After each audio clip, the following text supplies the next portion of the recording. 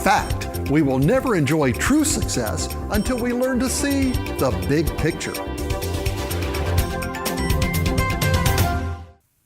Hi, I'm Steve Diggs. This is The Big Picture. Welcome aboard. Homepage today, we're going to be talking a little bit about how to overcome some of the conflict that we have in our relationships. We all have conflict, whether it's in our marriages or with our children, at work, at church, with our social groups. We all have conflict. Now here's the question. How are we going to deal with it? Well, most people don't. Most people just let things go on and on and on, and relationships deteriorate, things get worse, and good things turn into bad things. So how do we deal with our conflict to go forward in a productive way? I'm going to make a suggestion. I'm going to suggest that in order to deal with conflict, top of the list, we need to simply kill what I call the 3 deadly P's: pride, prejudice, and preference. A lot of the conflict we deal with is because we're so prideful we won't consider somebody else's position. Some of it is because we have a preference and we're selfish and we don't want to explore someone else's preference. And thirdly, it's because of prejudice. We have prejudged notions on how things have to be, and we're not going to equivocate at all on these things.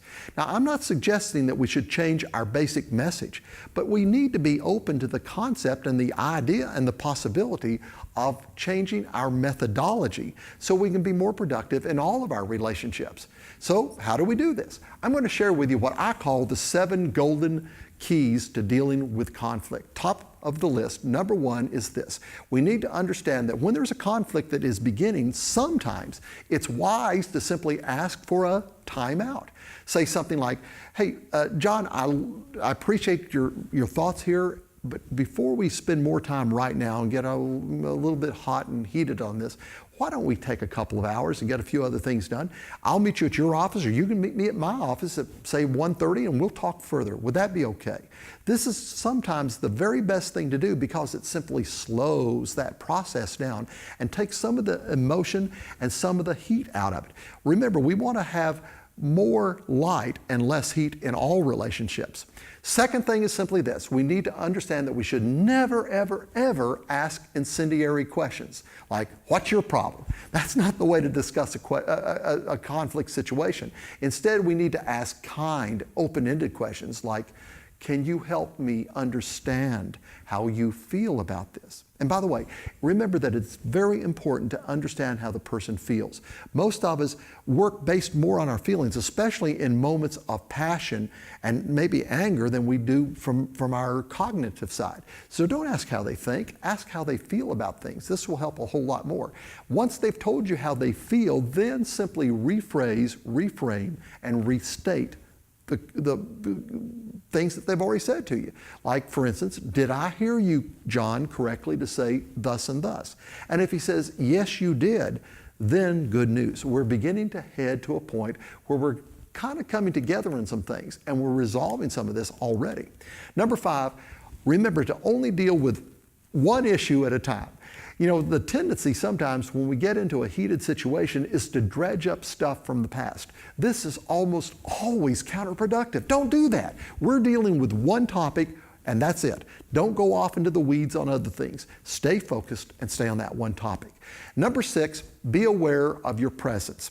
I call this your physicality. In other words, if you're a big, tall person, kind of like I am, and you're talking to someone that's 5 inches tall, then don't stand up in front of them and look down at them. Instead, let's get seated so we can look at each other across the table from one another. And that's another thing. You might want to think about sort of parroting what you see from the other person. If that other person, for instance, crosses their legs or leans on the table, you might do the same thing. Why? Well, subconsciously, you're doing the same thing they are. They may not really realize it, but people tend to be more familiar with other people that are like them. And if you do the same thing they're doing, they're going to tend to be more relaxed and more comfortable in the situation. It is a kind, thoughtful way to treat the other person. And number 7, last thing, is to remember that inappropriate name calling and bad behavior never has a place. Referring to the other side as those people, that kind of thing is always going to be counterintuitive. It's going to be counterproductive, and it's not going to work for us. So, simply put, if you want to have less conflict in your life, do what some experts suggest. Have more of it. go ahead and deal with the problem when it comes around. Learn to enjoy conflict. Learn to enjoy figuring solutions and resolutions to conflict. You know, one thing is true, a problem that is ignored very likely will be a problem that will grow even worse. So here's the big question. How do you want to cut the dog's tail off? Now listen, before we go any further here, this is simply an illustration. I love dogs probably better than almost anybody on the planet. Don't ever cut off a dog's tail.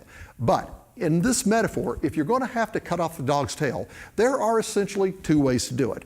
One way, the dog's going to yell one time, and the other way, that dog's going to yell over and over and over again. One way to do it is to cut this whole tail off, whack, at one time, and like I said, have that poor dog yell once. The other way is to whack off that tail 1 inch at a time and have that poor dog yelling over and over and over and over again. My recommendation, get her done. Listen, in the words of the great 20th century philosopher, Barney Fife, nip it in the bud. Get it over with, get it done, put it behind you, and learn to enjoy life going forward. I'm Steve Diggs. This has been The Big Picture. Catch you next time.